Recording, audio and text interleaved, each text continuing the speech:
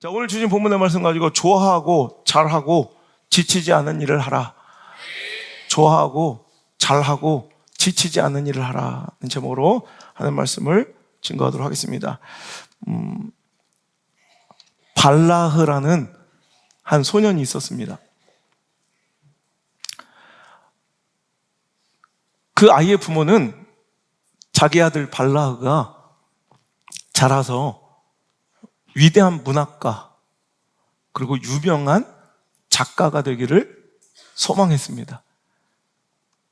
그 바람 때문에 발라흐는 열심히 글쓰기 공부와 또 열심히 글 쓰는 또 작업을 어린 시절에 열심히 했다는 거예요.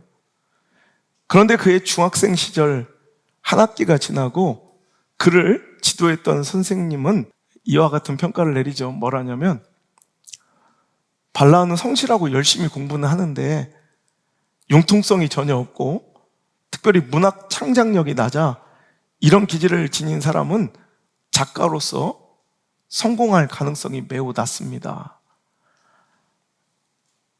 정말 청천벽력 같은 절망적인 평가죠. 발라흐는 이 편지를 부모님께 전달했고요. 부모님은 망연자실합니다. 그리고 나서 다시 부모님은 발라흐에게 화가가 되기를 원했습니다. 부모님의 뜻을 쫓아 다시 그는 열심히 유화, 그리기에 매진하고 몰두했습니다. 그러나 발라흐는 이 부분에도 재능은 전혀 없었고 구도와 색조, 또 기본기에 대한 이해력이 너무나도 부족했던 것입니다. 그를 지도했던 미술 선생님, 유화 선생님이 내린 평가는 너는 회화, 예술 방면에선 어떠한 성과도 남기기 힘들 거야. 발라흐의 부모는 또 한 번 절망합니다. 그런데 다행히도 그가 다니는 학교의 화학 선생님이 발라흐가 화학 시간에 참 매사에 꼼꼼하게 화학 실험 준비를 하고 또 화학적 재능이 있는 것을 발견하고 그에게 화학 공부하기를 권했습니다. 부모님은 생각지도 못했고 기대하지도 못했던 느닷없이 화학을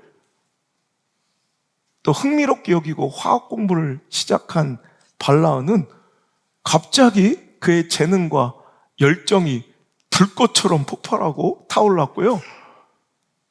물 만난 고기처럼 화학 공부를 시작한 발라흐는 22살 되던 해 대학교에서 박사학위를 받습니다. 29살에 교수가 되고요. 1910년 그는 노벨 화학상을 받게 됩니다. 그가 유명한 독일의 화학자 오토 발라흐입니다. 그래서 심리학에서는 발라흐 에펙트, 발라흐 효과라는 것이 있어요. 뭐냐면 누구에게나 어떤 사람에게나 반드시 자신의 강점, 스트렝스, 자기의 장점과 재능이, 탤런트가 반드시 있다는 거예요. 그래서 자기의 재능과 강점을 누가 더 빨리 발견하고 그 강점에 오늘도 집중하여 그 강점을 강화하고 또 집중하고 극대화하느냐에 따라서 그의 인생의 잠재력은 폭발하고 엄청난 성과를 얻을 수가 있다는 이런 심리학 이론이 바로 발라흐 효과입니다. 약점 붙들고 끙끙대는 인생이 아닌 내가 못하는 거, 여러분 발라흐가 만약에 계속 글을 쓰며 작가를 꿈꿨다면 안 되는 놈의 거 계속 그림을 그렸다면 어떻게 되었을까요? 여러분, 우리 인생은 강점과 약점을 동시에 지니고 있습니다. 여러분, 내가 약한 거, 내가 못하는 거, 부담스러운 거, 여러분 이것 가지고 끙끙거리는 인생이 아니라 오히려 내가 잘하는 거, 그 재능과 좋은 결과 열매가 늘 나타나는 것, 즉 강점에 내 모든 에너지와 시간과 전력을 다 쏟을 때 우리는 승리할 수 있습니다. 우리 인생은 제한적이고 유한한 인생인 거로 우리는 나의 약함과 약점을 보완하고 개선하는 데 에너지를 쓰는 것이 나의 삶을 더욱더 가치 있게 만들 수 있다고 생각합니다.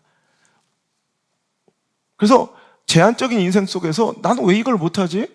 난 왜 이런 부분이 약하지? 난 왜 저 사람처럼 왜 나는 이런 부분을 저렇게 못하지? 그러면 우리는 잘 살고 성공하고 승리하고 싶어서 어떻게 해요? 내가 못하는 것, 그 약점을 보완하고 어떻게든 그 약함을 어떻게든 고쳐보려고, 그 약함을 어떻게든 발전시키려고 노력하는데 에너지를 쏟는다는 거예요. 하지만 실제로 성공하고 위대한 삶을 살아간 인생들은 약점이 없는 인생들이 아니라, 약점을 완벽하게 보완한 사람들이 아니라 수많은 약함과 약점들 속에서 한 가지의 자신만의 장점, 자신의 개성, 자신의 강점을 개발하고 거기에 집중했던 사람들이라는 거예요. 오늘 말씀 속에서 발견할 수 있는 다윗이 골리앗이라는 그 엄청난 상대와 겨루어 이길 수 있었던 승리의 비결은 무엇입니까? 바로 익숙치 않은 검과 맞지도 않는 그 불편한 갑옷을 벗어던질 결단을 빨리 했다는 거예요. 그리고 익숙하고 자신에게 능숙한 무기인 물맷돌을 선택했다는 것이 바로 그가 승리할 수 있었던 비결이라는 것입니다. 오늘 이 말씀을 통해 우리의 인생을 한번 점검해 봤으면 좋겠습니다. 그리고 우리 자녀들을 향한 우리의 기대들과 나의 교육 방식들은 어떠한지 한번 다시금 바라볼 수 있는 시간 되었으면 좋겠습니다. 우린 나의 약점, 또 내 자녀들의 뭔가 부족한 점과 약함이 먼저 보이고, 그래서 내 자녀가 잘 되게 하기 위해서, 나도 성공하기 위해서 어떻게든 그 약점과 부족한 부분을 고쳐주고 이것을 개선하고 보완해줘야 할 것 같은 강박에 사로잡혀 살고 있지는 않은가. 그러나 우리는 약점과 약함에 중점을 두고 그것과 씨름하며 싸울 것이 아니라 나에게 있는, 내 자녀에게 하나님께서 선물하신, 허락하신 강점이 무엇인가, 달란트가 무엇인지, 재능과 개성이 무엇인지를 하루라도 빨리 발견하고 그것에 집중하고 그 강점을 강화시키는 것이 인생을 승리로 이끌 수 있을 뿐더러 또한 행복하고 보람있고 가치 있는 삶을 살 수 있는 비결이라는 것을 알아야 할 것입니다. 또한 그것이 바로 하나님께서 우리에게 바라시는 인생이며 신앙의 기준, 믿음의 방법으로 승리하는 비결인 줄 믿습니다. 다윗이 다른 사람들 다 그렇게 싸운다고, 다른 사람들 다 그렇게 살아간다고 맞지도 않는 갑옷을 입고 끙끙대며 치렁치렁 그 갑옷을 질질 끌고 골리앗에게 나갔다면 그의 인생은 어떻게 됐을까요? 익숙지 않은 검을 들고 열심히 훈련하거나 갑옷이 맞을 때까지 체격을 키우고 키가 자랄 때까지 노력하고 기다렸다면 그의 인생은 어떻게 달라졌을 것 같아요? 여러분 보세요. 우리가 생각하는 중요한 가치, 이건 분명한 가치, 노력하고 뭔가 훈련하는 거, 여러분 좋습니다. 그런데 여러분 약함과 약점에 너무 많은 시간과 에너지를 쏟으며 노력하고 그것을 극복하고 훈련하는 것 대신 오히려 빨리 맞지 않는 갑옷과 익숙지 않은 검이 있다면 그걸 벗어 던져야 돼요. 오늘 다윗이 칼을 군복 위에 차고 익숙하지 못함으로 시험적으로 걸어보다가 사울에게 말하되 익숙하지 못하니 이것을 입고 가지 못하겠나이다 하고 곧 그냥 바로 그냥 벗어버리고 손에 막대기를 가지고 시내에서 매끄러운 돌 5을 골라서 골리앗에게로 나아갈 때 그의 인생의 승리의 희망이 싹트고 있다는 것 여러분 아십니까? 오늘 여러분 뭘 붙들고 있어요? 혹시 맞지도 않는 갑옷 아닙니까? 익숙지도 않은 검 아닙니까? 여러분 자신의 무기가 있어요. 자신의 강점이 있어요. 자기 잘하는 거 있어요. 여러분 그것을 찾을 수 있는, 여러분 그것에 집중할 수 있는 그런 인생 되길 바랍니다. 자, 인생의 승리 비결을 알려드리는 거예요. 첫 번째, 강점을 강화하라. 뭐라고요? 강점을 강화하라. 강점을 더욱 강화하는 인생이 강력한 인생, 승리하는 인생의 주인공이 될 수 있다는 거예요. 세계적인 조사기관인 갤럽이 200만 명의 각계 분야의 사람들과 인터뷰하고 연구해서 만든 책이 위대한 나의 발견, 강점혁명이라는 우리나라 말로 번역되는데, 원래 원제목은 Now Discover Your Strengths. 이제 너의 강점을 발견하라, 뭐 이런 거예요. 그러니까 Now Discover Your Strengths라는 200만 명의 사람들, 각계 분야의 사람들에게 인터뷰하고 연구해서 만든 책이에요. 성공한 사람들은 너무나도 많은 단점을 가지고 있더래요. 연구 결과 참 이상하게 저런 단점, 저런 약점을 가지고도 성공할 수 있다고 의심이 들 정도로, 오히려 성공한 인생들은, 각 분야의 탁월한 두각을 나타내는 인생들은 오히려 굉장히 많은 약점들이 있더라는 거예요. 그런데 그것에 집착하지 않냐고 오히려 자신의 장점, 자신의 강점에 집중했다는 결론을 그 책에서 내리고 있습니다. 성공하고 승리한 인생들은 단점을 보완하고 고치는데 시간과 에너지를 쓴 사람들이 아니라 자신의 가진 강점, 그 장점을 더욱 개발하고 연마하고 활용했던 사람들이더란 말입니다. 그런데 불행하게도 그 책에서는 많은 사람들이 자신의 장점은 소홀히 여기고 약점을 보완하는 데만 급급하고 그것에만 매달려 살기 때문에 자신의 삶의 현장에서 기대하는 열매도 또 승리하지도 못하고 있더라고 안타깝게 기록하고 있습니다. 여러분, 우리의 삶도 마찬가지가 아닐까요? 다른 사람들에 비해 너무나도 많은 약함과 단점이 있는 우리들이지만 우리만의 장점, 나만의 강점, 하나님 나에게 주신 달란트를 발견하고 그것에 집중하는 것, 이것이 우리의 인생의 승리, 신앙의 승리의 비결이 될 줄 믿습니다. 다윗은 골리앗을 마주하고 있는 이스라엘 모든 군사들 중에서, 이스라엘 백성들 중에서 가장 연약하고 경험도 미천하고 체격도 아주 초라하게 작은 자였습니다. 즉 승리의 가능성과 확률이 가장 낮고 가장 희박한 자였다는 거예요. 그런데 그가 골리앗을 이길 수 있었던 이유는 바로 약점이 아닌, 약함이 아닌, 부족함이 아닌, 여러분, 자신만의 강점을 선택했고 그 강점에 자신의 모든 것을 걸고 집중했기 때문입니다. 만약 다윗이 우리가 늘상 저지르는 실수처럼 자신의 초라함과 현실적 열악함, 즉 나이도 어려요, 훈련과 경험을 받아본 경험도 없어요, 전력과 전술은 아주 그냥 미비해요, 체격도 열등해요, 이런 것들에만 그가 집중했더라면 그의 인생은 어떻게 달라졌을까요? 그는 분명히 열등감과 낮은 자존감, 아마 패배감에 찌들어서 주눅들고 패배하기 전에 아마 포기했을 것 같아요. 여러분, 우리도 많은 도전과 모험 가운데 패배도 하기 전에 포기하게 되는 이유들이 자신의 약점을 보기 때문에 그래요. 자신의 부족한 점에 너무 매몰되어 있기 때문에 그래요. 오늘도 여러분, 다윗처럼 자신만의 강점, 자신의 장기, 좋아하는 거 있잖아요. 그러면서도 잘하는 거 있잖아요. 그래서 지치지 않는 거 있잖아요. 그게 바로 당신의 강점입니다. 그거 붙들고 거기에 집중해서 그것을 더 극대화시켜서 더욱더 강점을 강화시켜서 여러분 승리할 수 있는, 여러분 인생 얼마 남지 않고요. 여러분 인생 짧아요. 언제까지 그 약점 붙들고 끙끙거릴 거예요? 언제까지 그 맞지도 않은 갑옷 가지고 그 싸움하고 있을 거예요? 여러분 빨리 물맷돌을 드세요. 여러분 그리고 전진하세요. 당신의 그 골리앗과 한번 맞짱 뜨세요. 여러분 오늘도 이 말씀 여러분 인생을 뒤집는 놀라운 여러분 결단의 기회가 될 수 있기를 주의 이름으로 축원합니다. 칼이 없다고 원망하거나 갑옷도 없는 비루한 인생이라고 절망하지 아니하고 대신 자신이 가장 익숙하고 잘 사용하고 자신 있는 막대기와 돌 5을 골라서 대적 골리앗에게 달려갈 때 그에게 영광스러운 승리의 멜로간이 쓰여졌다는 것, 오늘도 꼭 기억하시고 오늘도 내가 잘할 수 있는 것, 내가 좋아하는 것, 그럼 좋아만 해도 안 돼요. 좋아는 하는데 나는 되게 좋아해. 난 노래를 되게 좋아해. 근데 남들이 안 좋아해. 그럴 수 있잖아요. 나는 뭐 그런 거 있잖아요. 우리 안들에 축구에 대한 축구 하나 뭐 경기가 나오면 우리 성주랑 저랑 혀를 내둘러요.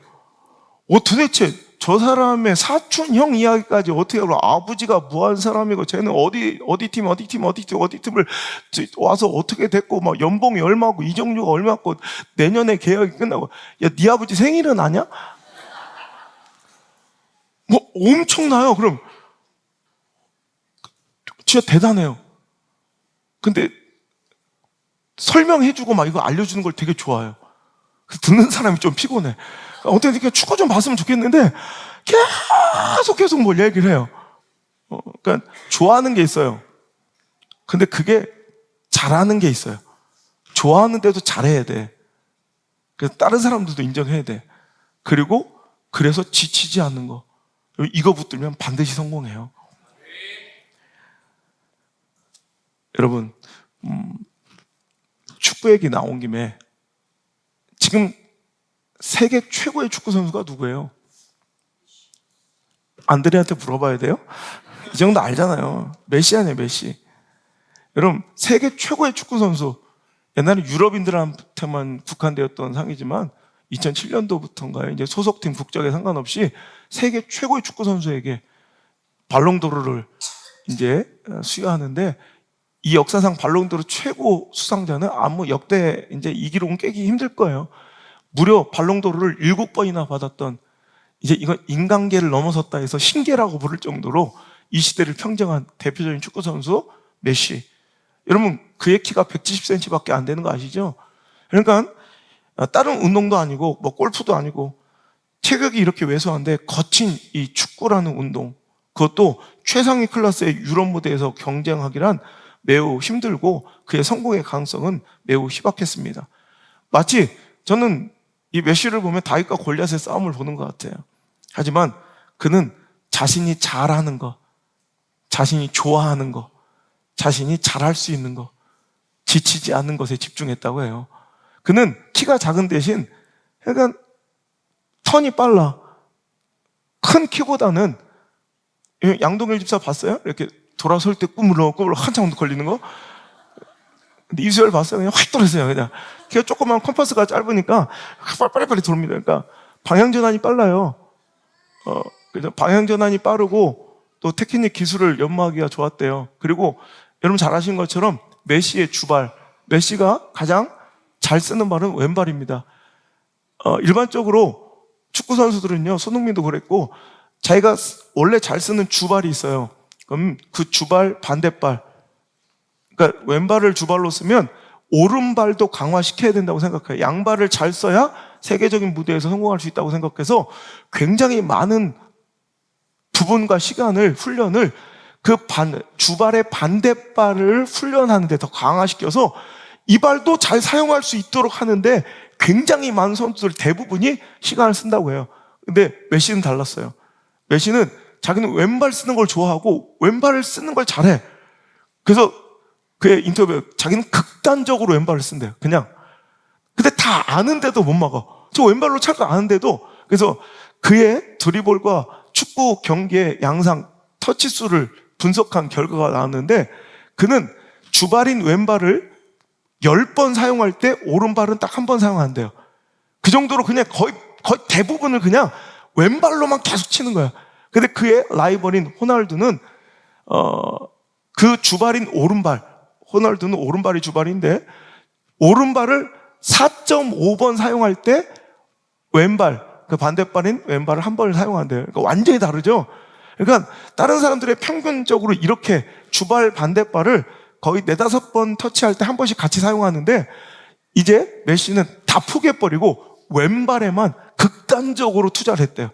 그러니까 왼발에 집중해서 왼발의 스킬은 누구도 따라올 수 없게 극단적으로 자기 강점에, 자기 좋아하는 발에, 잘하는 발에 집중했더니 세계적인 선수가 될 수 있었더란 말이에요.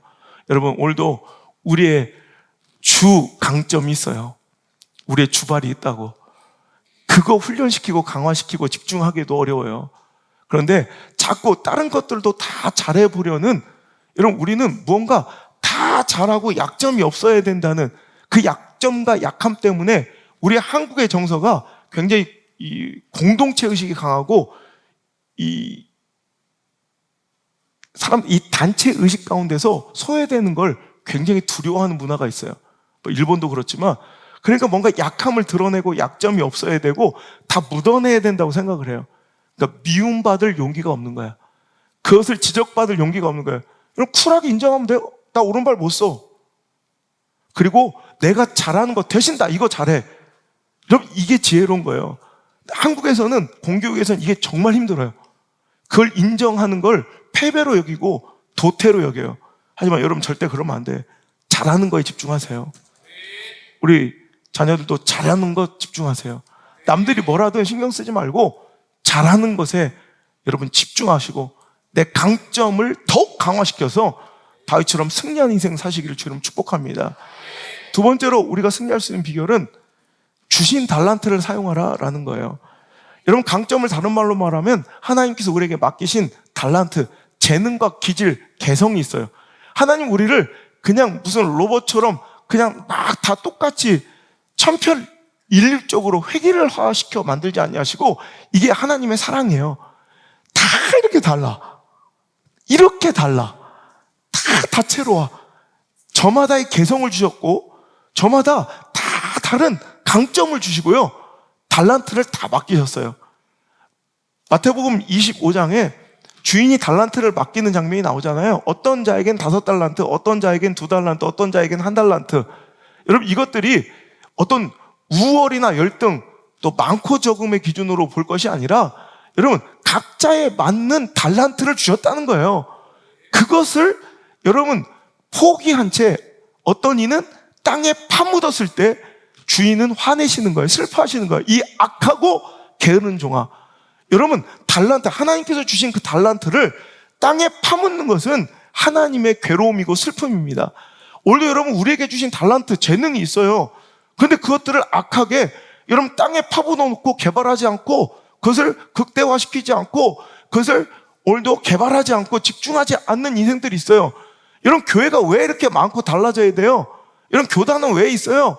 물론 분열과 갈등의 소산이고 결과일 수도 있겠지만, 저는 또 긍정적으로 하나님께서 다 다르게 교회의 공동체를 세우시는 거예요.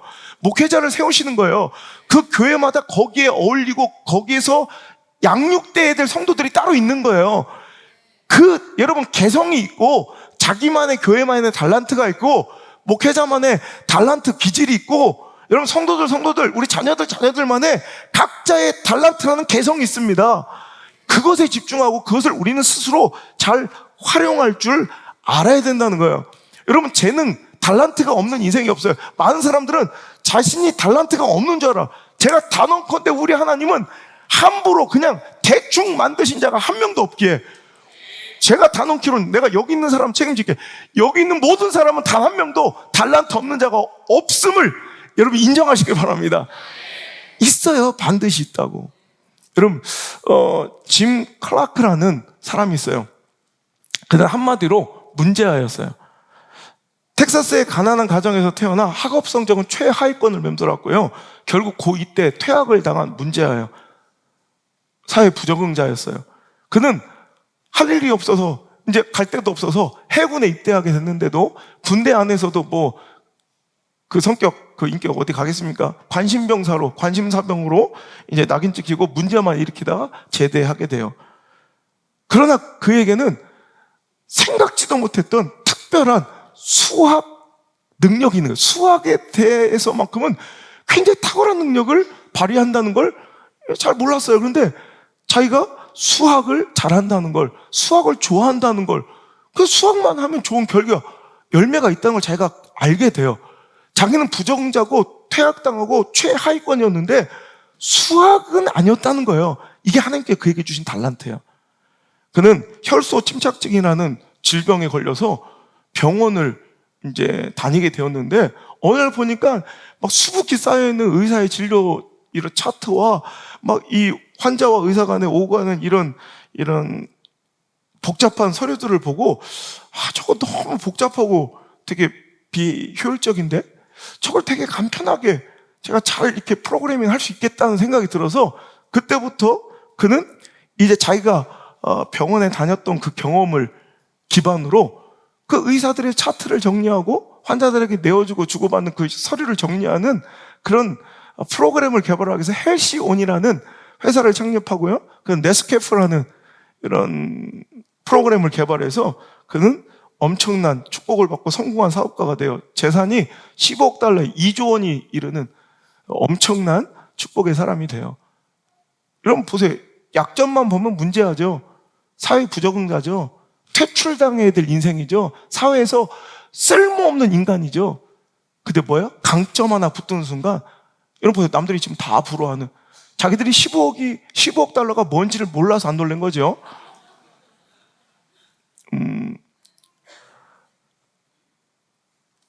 2조가 여러분이 얼마인지를 몰라서 그래.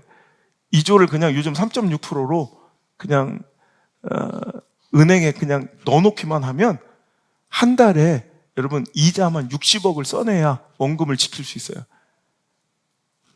한 달에 이자만 60억. 됐죠? 그게 2조요.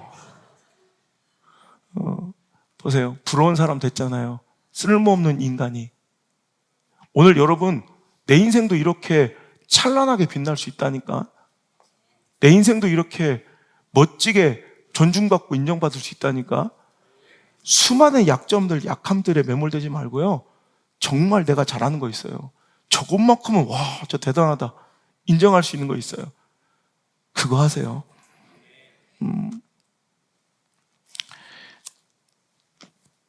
저는 하나님 주신 기질과 재능이 설교인 것 같아요. 저는 설교를 좋아해요. 설교 준비하는 거. 그리고 또 잘하는 것 같아요. 그리고 지치지 않아요.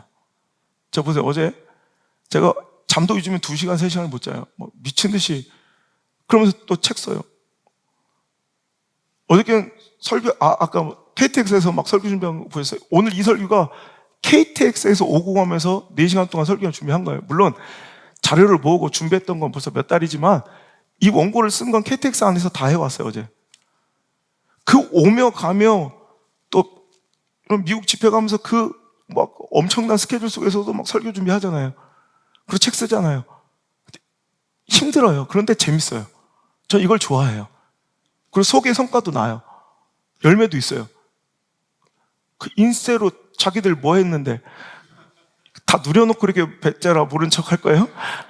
여러분, 그래서 좋은 결과도 있어요. 그러니까 저는 이거 하면서 하는 게 나의 경쟁력이고 나의 강점인 거예요. 이게 나의 달란트인 거예요. 저는 또 기질이 승부사적 기질이 있고요. 승부욕이 있어요. 그리고 뭔가 오만하게 강하게 굴면 전 강한 자는 반드시 꺾어요. 어릴 때부터 그랬어요. 강한 자는 무조건 난 꺾어요. 전 져본 적이 없어요. 그런데 약한 자한테는 한도 끝도 없이 동정심이 강해요. 저 어릴 때부터 이상하게 이런 기질이 있어요. 그래서 내 자녀들이 한번 MBTI를 꼭 한번 해보라고 자꾸 막 쫓아가면서 그래요. MBTI를 했어요. 그랬더니 INFJ, 인프제가 나왔어요. 이게 뭐냐 했더니 고독한 헌신적 탁월한 리더형이래.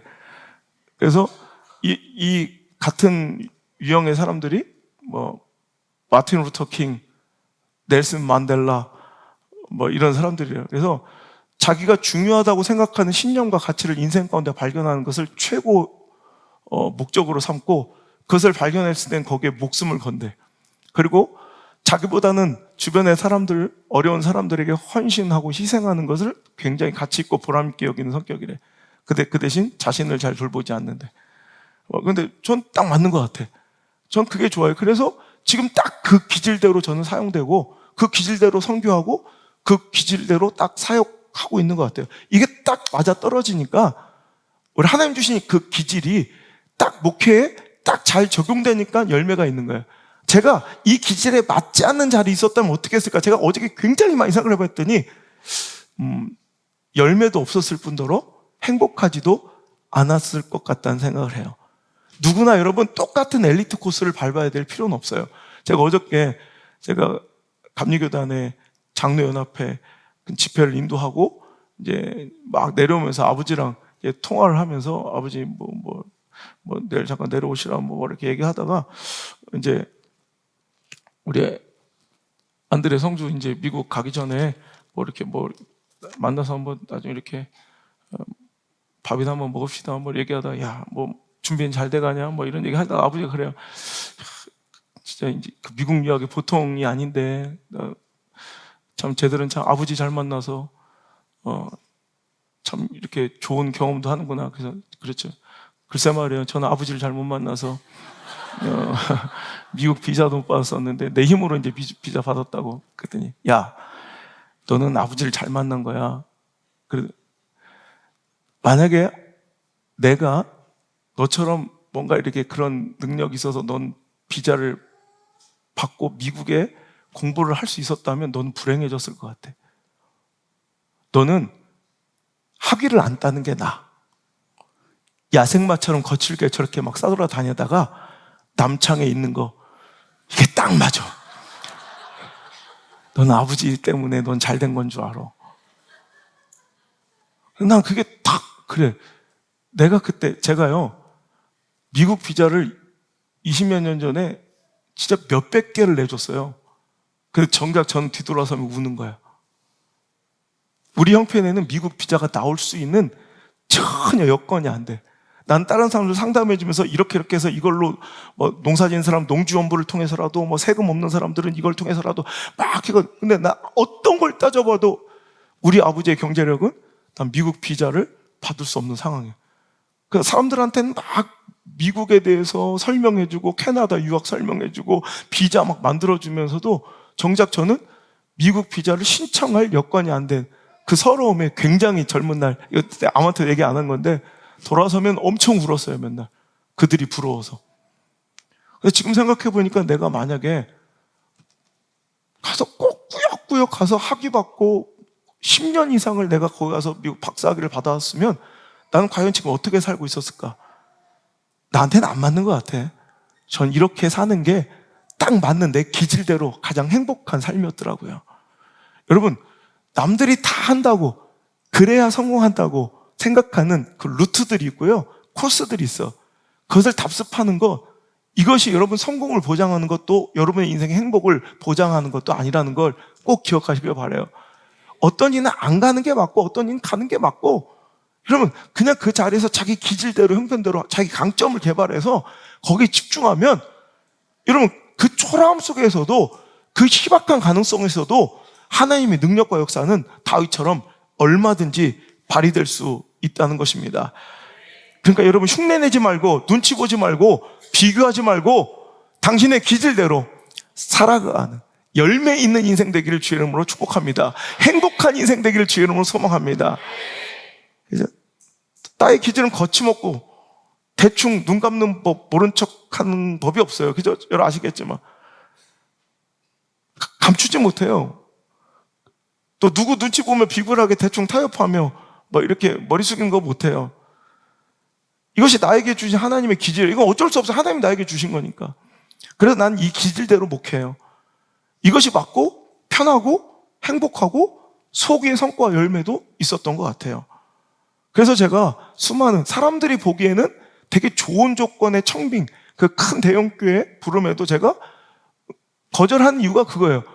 사람들은 그게 그 화려한 갑옷이 번쩍번쩍한 검이 안우석 목사님한테 주어지면 더 대단할 거라고 생각하지만 제가 생각할 때는 남창이라는 막대기와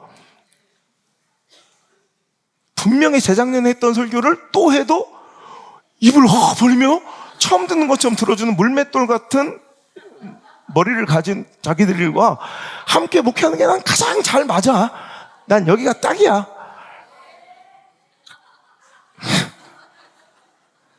그런 내가 어디 가서 누구 눈치 보면 조심조심 이 말 해도 되나 안 되나, 요 설교 해도 되나 안 되나, 이러면 이렇게 설교했으면 저는 아마 복장 터져 죽었을 것 같아요.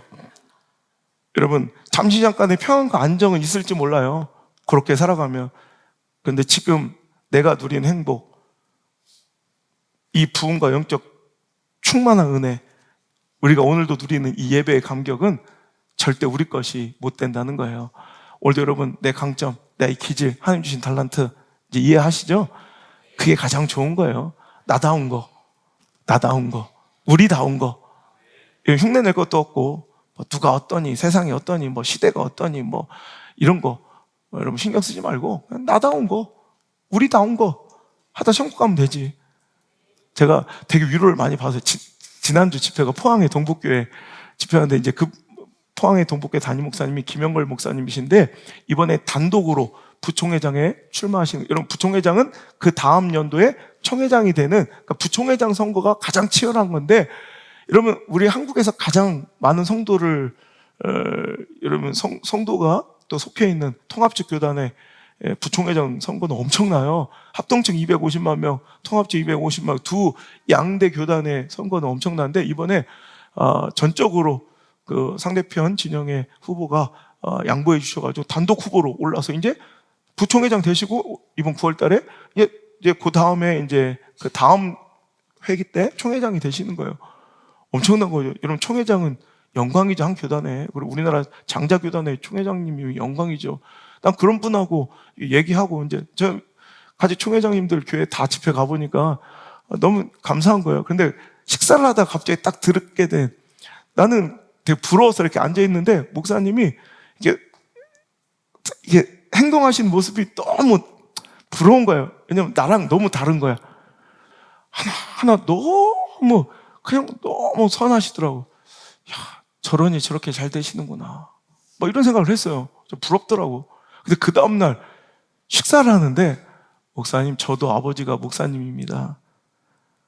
근데 저는요 목사님처럼 목사 되기가 너무 싫었어요. 왜냐하면 아버지 목회 때문에 제가 너무 고통스러웠대. 근데 아버지 목사님이 김충효 목사님이란 분인데 별명이 난 얘기하면 내가 너무 반갑고 너무 감사했어요. 그분 별명이 저 선지자였대.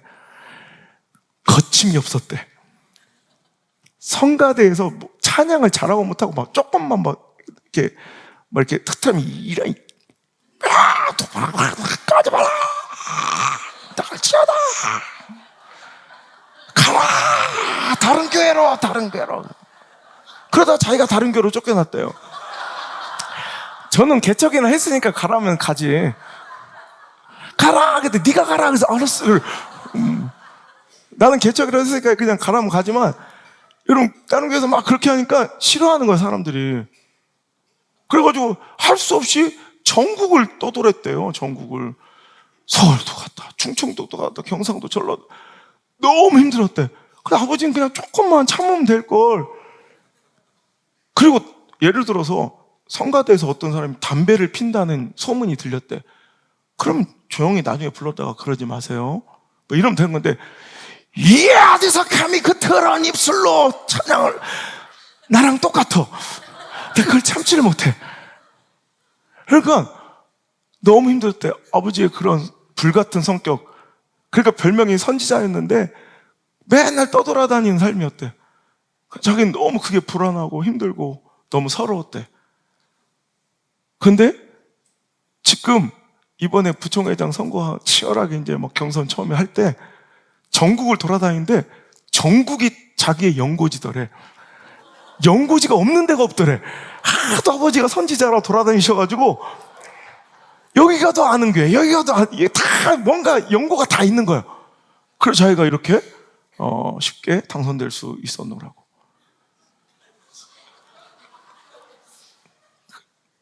그래요. 그래서 아버지는 불같았는데 그래서 자기는 되게 천사같이 정말 사랑이 많으시더라고요. 저는 그런 인격이나 성품이 되게 부러워요. 그런데 저는 또 우리 아버지 안봉교 목사님 그렇잖아요. 온화하고 선하고. 근데 또 그 아들 놈은 또 이렇잖아요. 그 불같은 분의 또 아드님은 천사 같잖아요. 이게 틀린 게 아니에요. 기질이 다른 거지. 그 기질대로 사용하시는 거야, 하나님은. 그럼 혹시 알아? 내 다음 놈은 천사 같은 놈이 나올 차례예요, 이제. 불같이 이러다가 속 썩고 이런 걸 하도 보고 잘하면 그 다음 목회자는 되게 선해요, 이제. 이게 돌아가요. 그리고 그 다음 놈은 또 악해져. 이렇게 계속 돌아가요. 사도 바울과 바나바를 보세요. 기질대로 사용되니 모두 귀한 하나님의 종이 되잖아요. 사도 바울은 저돌적이에요. 저처럼 타협이 없고 불같이래요. 그러니까 그 강한 기질로 선교의 영역을 넓혀가며 하나님께서 불처럼 사용하세요. 바나바 보세요. 그 이름 자체가, 별명 자체가 권면하고 위로하는 자, 어머니 같은 리더십이에요. 품어주고 감싸주고 뭐 위로해주고 다독거려주고. 그러니까 그 또 어머니 같은 리더십을 또 바나바는 하나님의 주신 기질대로 또 사용해서 하나님께서 또 쓰세요. 여러분, 레위 지파는 잔혹하고 증극적이며 욱하는 기질이 있었던 거 아시죠? 동생 디나가 강간당하자 아버지 허락도 없이 시몬과 나가서 그 족속을 멸절시키는 바람에 심각한 위기를 겪게 돼요. 창세기 49장에 그래서 시몬과 레위에 대한 다른 지파들은 막 축복할 때는 축복이요, 저주요. 시몬과 레위는 형제요, 그들의 칼은 폭력의 도구로다. 내 호나 그들의 모의에 상관하지 말지어다. 내 영광아 그들의 집회에 참여하지 말지어다. 그들의 분노대로 사람을 죽이고 그들의 혈기대로 소의 발목 힘줄을 끊었음이로다. 그 노염이 혹독하니 저주를 받을 것이요 분위기가 맹렬하니 저주를 받을 것이라. 내가 그들을 야곱 중에서 나누며 이스라엘 중에서 흩으리로다. 이런 평가를 받아요. 근데 나중에 시므온은 진짜 이 저주처럼 흩어져 없어진 지파가 되었지만, 이 레위 지파는 그 저돌적이고 뭔가 욱하고 감정적이고 막 그냥 타협이 없고 이런 불같은 기질을 하나님의 심판에 두고 이스라엘 민족과 백성들이 하나님의 뜻을 어기고 이방 여인들과 뭐 혼합하려고 할 때, 우상들을 탐하려고 할 때, 그들을 심판하는 하나님의 칼로 도구로 사용될 때, 그들은 이스라엘 중에 흩어지긴 흩어지만 영광적인 하나님의 지파로서 거룩하게 구별되는 축복의 지위를 누리게 되더라는 말이에요. 여러분, 이거예요. 기질. 그 기질이 잘못된 건 없어요. 틀린 건 없어요. 그 기질을 얼마나 선하게, 여러분, 기질은 가치 중립적인 거예요. 제가 늘 얘기하지만 화투는 나쁜 거라고 생각하지만 화투는 노름과 도박으로 사용될 때 나쁜 거지. 여러분, 이거 보세요. 여기 이 화면 좋아요, 안 좋아요? 이 화면 얼마나 좋아요. 이 화면에 수평 맞출 때, 여러분, 우리 남창에 있는 모든 문방구의 화투를 우리가 다 사왔어요. 밑에 화투가 지금 한 300장, 400장 깔려 있어요. 이 강대상은 화투판이에요, 지금. 화투가 나쁜 거예요? 화투는, 여러분, 이거 가치 중립적인 거예요. 어떻게 사용하느냐에 따라, 여러분, 선한 도구가 될 수 있어요. 여러분, 기질과 장점은 누가 함부로 저건 틀렸다, 잘못됐다, 나쁘다 할 수 없어요. 그는 그 기질대로 하나님께서 잘 선용하면, 시므온처럼 악용되면 나가 떨어지지만, 나가리 되지만, 오늘도 하나님의 뜻대로 잘 선용되면 하나님 앞으로 나가리가 되는 거예요. 나 이게 내 기질이라니까? 난 끝까지 한다니까요. 나 죽을 때까지 눈 감는 마지막 설교까지 이렇게 할 거라니까? 여러분, 하나님 주신 기질, 달란트를 잘 악용해서 나가리 되지 말고, 하나님 주신 기질을 잘 사용해서 그게 좀 악해 보이고 조금 뭔가 부덕해 보이고 좀 거칠어 보여도 잘 선용하셔서 하나님 앞에 크게 쓰임 받으면 나가리. 그래서 우리가 킵고잉이에요, 나가리. 세 번째, 승리의 비결. 약점은 협업으로 보완하라라는 거예요. 그럼 우리 약함은 어떻게 할 거냐? 약함도 처리해야 될 거 아니에요. 우리 약함 있잖아요. 약함 때문에 솔직히 손해보는 거 많잖아요. 약함은 혼자 짊어지고 해결할 영역이 아니라 협업과 협력을 통해 해결을 하라는 것이 하나님의 뜻인 줄 믿으시기 바랍니다. 그러니까 약점은 노력하고 극복하는 게 답이 아니라, 여러분, 약점은 협력하는 게, 협업하는 게 하나님의 해법이에요. 자, 가장 대표적인 게 뭐냐면 모세예요, 모세. 하나님께서 모세를 불렀어요. 모세는 약점이 많아요. 그죠? 근데 모세는 특별히 민족의 지도자로서 카리스마 있게 그들을 인도하고 이끌어가기엔 연설의 능력이, 그죠? 설득의 능력이 약해요. 왜? 출애굽기 4장 10절에 자기는 스스로가 말해요. 입이 뻣뻣하고 혀가 둔한 자라고 고백해요. 즉, 말이 어눌하고요. 오늘도 이렇게 카리스마 있게 막 사람들을 회중을 막 이렇게 좌지우지 할 수 있을 정도의 강력한 연설의 능력, 이 스피치 능력이 없다는 거예요. 입이 뻣뻣하고 어눌해요. 제가 이번에 미국 랭캐스터에서 이제 모세 그 작품을 보고 왔는데, 거기서도 모세가 막 이렇게 버벅거리는 걸로 나오더라고요. 여러분, 그럼 이제 모세는 어떻게, 그런 약함을 갖고 있는데 하나님께서 지도자로 쓰시길 원해. 그럼 이제 어떻게 할 거예요? 열심히 연설을 연습하고 웅변학원을 다녀요? 지도자적 자질과 카리스마를 갖추는 것이 하나님의 뜻이었어요? 아니죠. 모세의 입이 뻣뻣하고 혀가 둔한 그 어눌한 연설 능력은 무엇이 솔루션이에요? 아론이 솔루션이에요. 내가 아론을 너에게 보내리니 전 입이 뻣뻣하고 혀가 둔한 자입니다. 웅변학원을 다녀라. 피치를 더 올려! 막 이렇게. 여러분, 연습하고 극복하고 노력하는 게 답이 아닐 때도 있어요. 협업이 답이에요.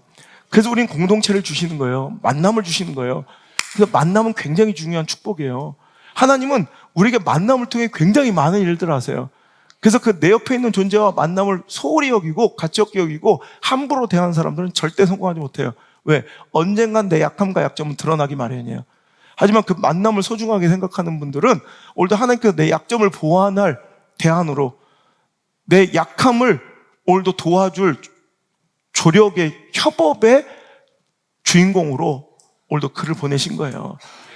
여러분, 만남을 소홀히 여기고 가치 없게 여기고 배신하고 막 여러분 심이 없게 살아가는 사람들 절대로 성공 못해요. 언젠가 자기 약함이 확 드러나고 두드러져서 누구 하나 그 약점과 약함을 협업하고 협력할 자가 없어서 불행한 인생으로 마무리돼요. 오늘 여러분, 만남을 소중하게 여기고 하나님께 주시는 그 귀한 만남을, 그 축복을 잘 사용해서 협업하고 협력함으로 오늘도 내 약함을 극복하는 지혜로운 자 되시길 바라요. 그게 노력과 극복보다 훨씬 더 낫다니까. 여러분, 영적인 아웃소싱이 필요해요. 제가 늘 얘기하지만 여러분, 아웃소싱이 뭐냐면 기업의 업무의 일부분이나 과정을 경영, 효과 및 효율의 극대화를 위한 방안으로 제3자에게 위탁해 처리하는 거. 그러니까 그 기업이 잘하는 거 본질에 집중하기 위해서 일부 부분이나 경영의 어떤 과정은 이것까지 우리가 막 매달리긴 좀 그래. 아웃소싱 주는 거야. 제3자에게 위탁해서 처리하도록 내버려 두는 거야. 돈 주는 거야. 그냥 우린 이거 하려고. 여러분, 굉장히 신앙적이고 복음적인 경영 방법인 것 같아요. 그죠? 우린 아웃소싱으로 살아야 돼요. 내가 다 끙끙거리며 짊어지고 내가 모든 약함을 극복해서 내가 다 처리할 수 없다는 거예요. 아웃소싱 할 건 해야 돼요. 협업할 건 협업하고 협력할 건 협력하고 인정해서 내어줄 건 내어줘야 된다는 거예요. 사도행전 6장에 7집사의 임직과 세움은 사도들, 목사들이 기도와 말씀이라는 이 본질에 집중하기 위한 어찌 보면 최초의 아웃소싱이에요. 이 아웃소싱을 통해서 그들은 더 기도와 말씀에 전념할 수, 본질에 전념할 수, 그들의 강점에 전념할 수 있었다는 거예요. 우리 인생도 아웃소싱이 필요해요. 그럴 때 강력합니다. 내가 뭐도 잘하려고 하는 것은 미친 짓입니다. 필패입니다. 반드시 망합니다. 불가능합니다. 내가 잘하는 것에 집중하고 나의 약함과 약점은 나에게 보내주신 동역자, 조역자들로 보완하고 그들에게 도움을 청하시길 바랍니다. 저는요, 돈 관리나 행정, 세무 관리 이런 거 못해요. 그러니까 내가 엄집사한테 맡기는 거예요. 그냥 딱 다 맡겨요. 오히려 내 재산이나 내 모든 과정을 저보다도 더 잘 아는 분이 저분이에요. 저는 전기, 또 이런 시스템, 이런 거 전혀 몰라요. 그러니까 안목사한테 다 맡겨요. 저는 운전 못해요.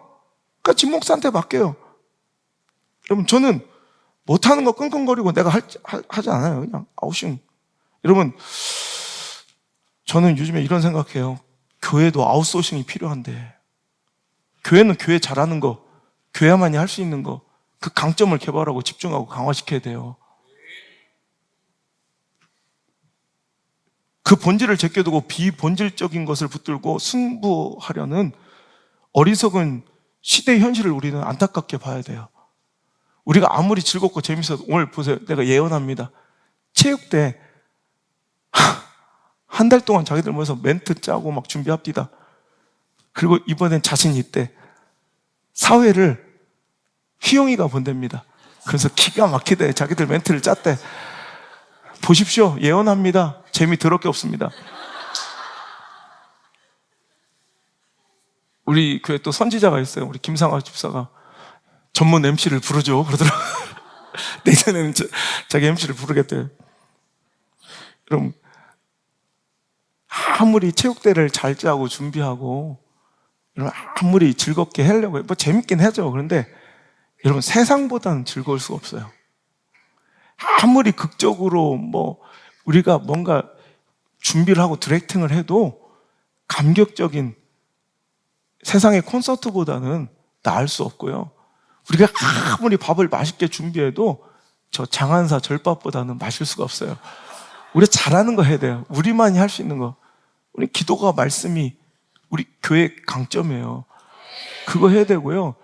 다른 여타 사회기관들 어떤 강력하고 또 재정이 충분한 어떤 공동체 국가기관도 감히 할 수 없는 우리만의 강점이 바로 복음이에요.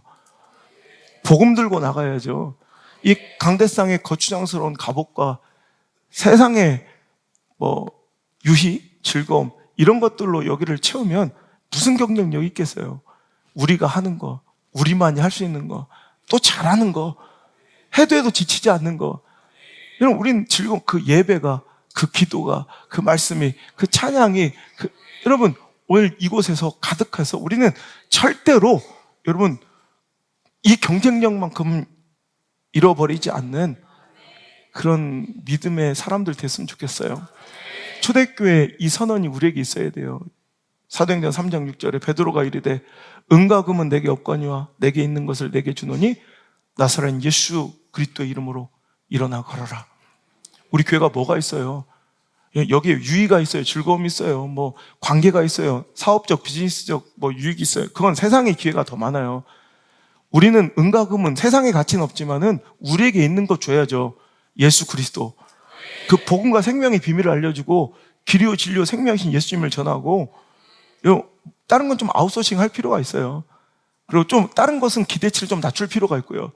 세상에 아무리 여러분 교회에서 제공하는 세상적 가치와 즐거움은 세상을 따라갈 수 없어요. 기대치를 좀 낮춰주세요. 오늘 굉장히 재미없을 겁니다. 굉장히 어수선할 거고요. 자기들은 막 타임테이블을 콘티를 겁나 잘 짰지만 중간중간이 엉성하게 빌 겁니다. 여러분, 이걸 미리 얘기해 드리는 거예요. 하지만 기대치를 좀 낮춰주시고 가시면 제가 나이아가라 앞에서 먹었던 그 한식당처럼 겁나 맛있는 된장찌개가 나올 수도 있어요. 기대치를 떨어뜨려서 감동할 수 있는 교회. 여러분, 기대치를 만족시켜주는 교회가 되면 안 돼요. 우리는 그런 것에는 기대를 안 해. 그랬더니 그건 조금만 해도 그냥 괜찮아. 이런 여러분 교회가 돼야 되고, 그 대신 복음, 말씀, 예배만큼은 타의 추종을 불허하는, 다른 건 삼류 삼마유로 살아도 예배만큼은 절대 타협이 없고 말씀만큼은, 복음만큼은 조금 더 흐트러지지 않는 멋진 교회로서 전진할 수 있기를 주의 이름으로 축원합니다. 말씀을 마칠게요. 지지 않는 비결을 알려드리는 거예요. 여러분, 저는요, 제가 지금 수행비서가 뭐 6번, 5번, 6번째 뭐 이런 것 같아요. 뭐 5번 바뀐 것 같아요. 첫 번째 수행비서가 복싱 선수 출신이었고, 네 번째 수행비서도 자기 말로는 복싱을 했대요. 문 목사. 난 도저히 믿어지지 않는데 했대요. 내가 그래서 웃으면서, 야, 복싱 선수였으면 너 같은 것들 6명이 와도 나는 두렵지가 않다. 그럼 넌 복싱 전적이 얼마나 되냐? 그때 몇 번 접어냈 했더니 뭐 스파링 연습 경기까지 다치면 자기 셀 수도 없죠. 그래요. 그러니까 넌 안 돼. 여러분, 그거 아세요? 저는 한 번도 복싱을 져본 적이 없어요. 저는 한 번도 져본 적이 없어요. 왜? 해본 적이 없기 때문에. 막 기대하죠. 내가 걔들은 그거에 쫄아서 지금도 내가 복싱을 되게 잘하는 줄 알아. 나는 복싱을 한 번도 져본 적이 없어. 그러니까 넌 안 돼. 그때 대부분 사람들은 난 복싱이 져본 적이 없으면 내가 복싱을 되게 잘한다고 생각하지만 아니야, 전혀 못해요. 그러니까 안 하니까 지지 않는 거예요.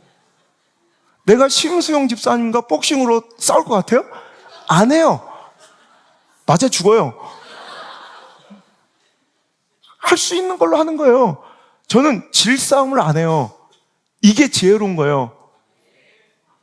이제 알겠죠? 저는요, 여러분, 운전하면서 난 제일 아까운 게 우리 재정보고에 티켓 끊기는 거, 과속이나 이런 부분에 이게 벌칙금 날라오면 나 이게 너무 아까워. 야, 좀 잘 좀 해라. 애들 막. 근데 전 알아요? 여러분, 저는 딱지를 끊긴 적이 단 한 번도 없어요. 이제 아시네. 이제 운전을 안 해요. 내가 끊길 일은 없어요. 못하니까 안 하는 거예요. 이제 아시겠죠? 잘하는 거 하세요. 제가 강해 보이는 이유는 약한 걸 안 해요.